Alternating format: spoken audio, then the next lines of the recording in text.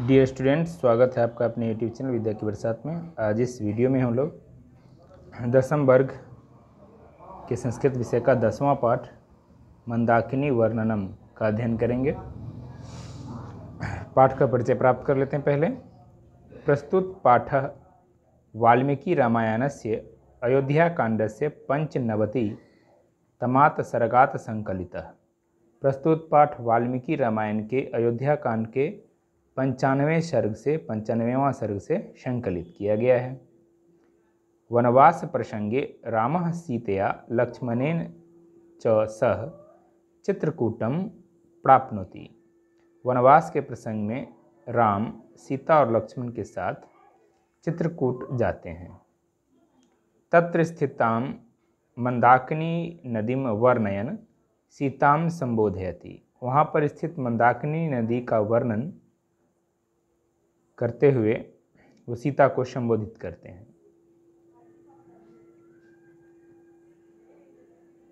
इयं नदी प्राकृतिक रूपादानैः संवलिता चित्तम हरति। यह नदी प्राकृतिक संपदाओं से घिरी होने के कारण मन को आकर्षित करती है। अस्याः वर्णनम कालिदासो रघुवंश काव्ये अपि 13 सर्गे करोति। इसका वर्णन कालिदास ने रघुवंशम नामक जो काव्य है इनका, उसके 13वें सर्ग में किया है।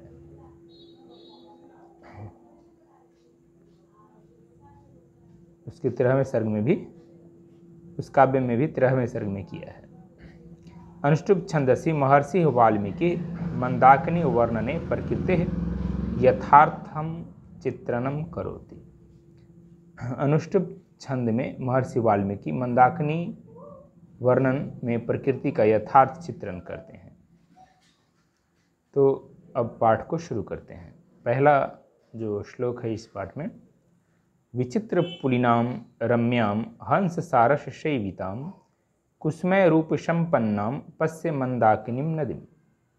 मतलब फूलों से परिपूर्ण, हंस सारस से सेवित और विचित्र तटों वाली, यानी रंग बिरंगे तटों वाली रमणीय मंदाकिनी नदी को देखो। नाना विधैस्तीर रुहैर्विरताम पुष्प फल द्रुमैः राजन्ती राजराजस्य नलिनीमिव शरबतः। नाना प्रकार से आकर्षित करते हुए फूलों, फलों और वृक्षों से घिरी और शोभित होती हुई कुबेर की सरोवर की भांति शोभा वाली मंदाकिनी नदी को देखो। यह मंदाकिनी नदी को की तुलना की गई है राजराजस्य यानी कुबेर। राजराजस्य जो हो गया, उसके सरोवर से इसकी तुलना की गई है। राजराजस्य मतलब कुबेरस्य, कुबेर का। नेक्स्ट है मृग यूथ नीपितानि कलुषांभांसि सांप्रतम तीर्थानि रमणीयानि रतिं संजनयन्ति में। आजकल मृग समूहों के द्वारा पिए गए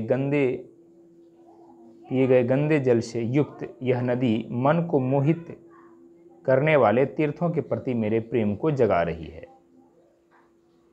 मतलब जो मृग के समूह हैं वो उसको आजकल कलुषित करने, मतलब गंदा कर दिया है। जब पशु जाते हैं पानी पीने के लिए तो नदी के पानी को थोड़ा गंदला कर देते हैं। वही इसमें कहा गया है कि आजकल मृग समूह के द्वारा पिए गए जल के कारण, यानी पिए गए गंदे जल से युक्त, उनके द्वारा पीने के कारण ये गंदे जल से युक्त हो गया है नदी। उसको देख कर के प्रभु श्री राम के मन में तीर्थों के प्रति प्रेम जग रही है।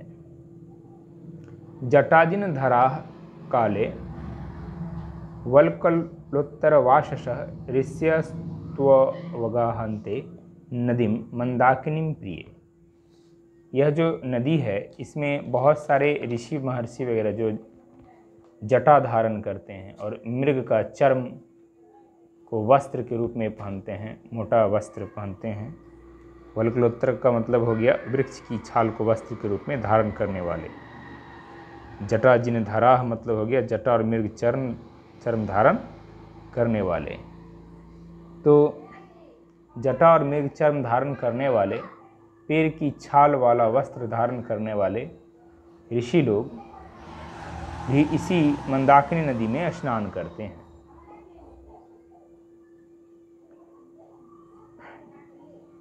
आदित्यम मुपतिष्ठन्ते नियमा दुर्धवाहवः एते परे विशालाक्षी मुनिः संसितव्रताः।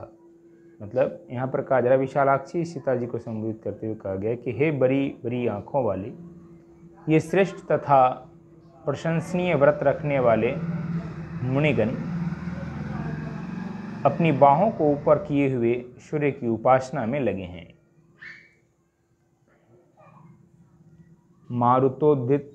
मारुतोद्धृत शिखरैः प्रणीत इव पर्वतः पादपैः पुष्पपत्राणि सृजद विरभितो नदीम। मतलब नदी के दोनों ओर फूल पत्तों तथा पेड़ों से मंदाकिनी की शोभा अति आकर्षक हो गई है। हवा के संयोग से पर्वत शिखर नृत्य करते प्रतीत हो रहे हैं, यानी ऐसा लगता है कि हवा के कारण पर्वत का जो शिखर है वो नाच रहा है। पादपैः पुष्पपत्राणि हो गया, क्वचिन मणि निकाशोदाम क्वचित पुलिनशालिनीम क्वचित सिद्धजना कीर्णाम पश्य मंदाकिनीम नदी। कहीं पर मणि के समान शोभा पाने वाली सुंदर पानी है, इसमें जल है, मणि के जैसी सुंदर जल है, इसमें मणि के समान निर्मल जल वाली मंदाकिनी की कहीं तटें सजी धजी हैं तो कहीं सिद्ध जनों से भरी पड़ी हैं, ये भरी हुई हैं, यानी ऋषि मुनियों से भरी हुई हैं। निर्धुतान वायुना पश्य विततान पुष्प संचयान पोप्लियमानान परान पश्य त्वं जल मध्यगान।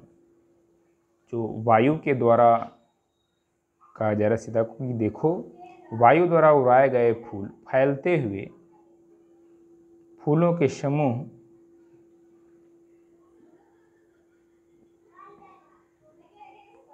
और दूसरे ओर जल के मध्य में तैरते हुए फूलों पर भौरे गुंजार कर रहे हैं। जल मध्य गान, जल के बीच में गान कर रहे हैं भौरे।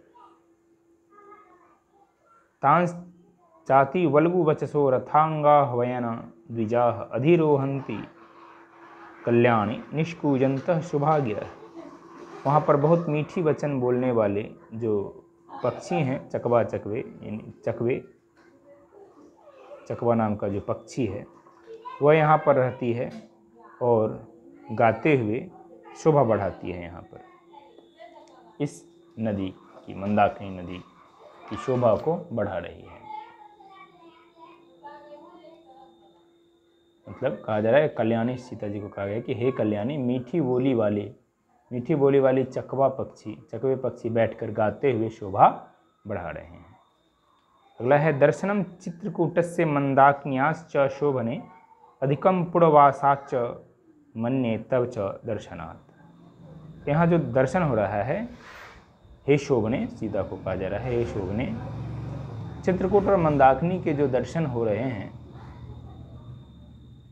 वह दर्शन, चित्रकूट और मंदाकिनी का जो दर्शन हो रहा है वह दर्शन तुम्हारे नगर में रहने वाले दर्शन से अधिक सुंदर माना जाएगा। मतलब नगर में ऐसा दृश्य देखने को कहीं नहीं मिलेगा जैसा मनोहारी दृश्य यहाँ पर देखने को मिल रहा है चित्रकूट और मंदाकिनी में। चित्रकूट और मंदाकिनी के जो दर्शन हैं बहुत ही मनोहारी हैं, बहुत ही सुंदर हैं। ऐसा सुंदर दृश्य नहीं माना जा सकता है जो नगर में है। नगर वालों के द्वारा जो दृश्य देखे जाते हैं वैसा दृश्य नहीं माना जाएगा। मतलब चित्रकूट और मंदाकिनी के जो दर्शन हो रहा है वह दर्शन तुम्हारे नगर में रहने वाले दर्शन से अधिक सुंदर माना जाएगा, ऐसा प्रभु श्री राम का कहना है। तो इस पाठ में महर्षि वाल्मीकि ने मंदाकिनी नदी की शोभा का बड़ा ही सुंदर वर्णन किया है, जिसको आपने इस पाठ के माध्यम से जाना। इसके साथ ये पाठ समाप्त होता है। मिलते हैं फिर नेक्स्ट वीडियो में, तब तक के लिए जय हिंद।